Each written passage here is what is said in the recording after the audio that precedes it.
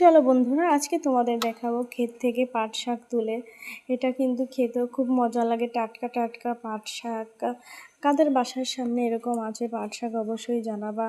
আর আমার ভিডিওতে এখনও যারা সাবস্ক্রাইব করো নাই তারা অবশ্যই এখনই সাবস্ক্রাইব করে ফেলো যদি এরকম সুন্দর সুন্দর ভিডিও পেতে চাও। দেখো বন্ধুরা, কত সুন্দর পাট শাক, এগুলোকে আমি তুলতেছি আর ওদিকে আমার মেয়েটা দাঁড় করায় রাখছি, কান্না করতেছে। যাই হোক, তোমাদেরকে দেখাচ্ছি আরও গাছ আছে এখানে, সবজি গাছ। দেখো কত রকমের ফুল হয়েছে।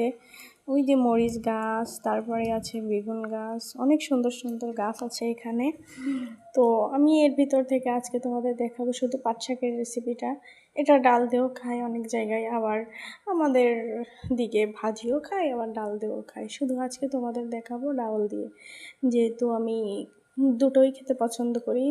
পাট শাকটা খেতেই পছন্দ করি, আবার বাইরের আবহাওয়াটাও বেশি ভালো না, এই জন্য এরকম ইয়াম্মি পাট শাক আজকে তোমাদের খেতে দেখাবো। এই প্রথমে আমি এই যে দেখো কতটা লোভনীয় হয়েছে খেতে, খুবই সুন্দর হয়েছে।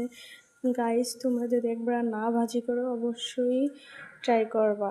প্রথমে আমি মরিচ পেঁয়াজ এগুলোকে ভেজে নিয়েছি, লাল লাল করে ভেজে নিতে হবে। আগে থেকে কুচি করা পাট শাক এগুলোকে এখন ঢেলে দিব এই ভাজির ভিতরে। এখন ঢেলে দেওয়ার পরে হালকা ঢেকে রাখবো, অল্প আঁচে ঢেকে ঢেকে নাড়াচাড়া দিতে হবে, তা নাহলে নিচে লেগে যাবে। দেখো যখন এরকম কালার আসবে তখন রেডি আমাদের পাট শাক ভাজি।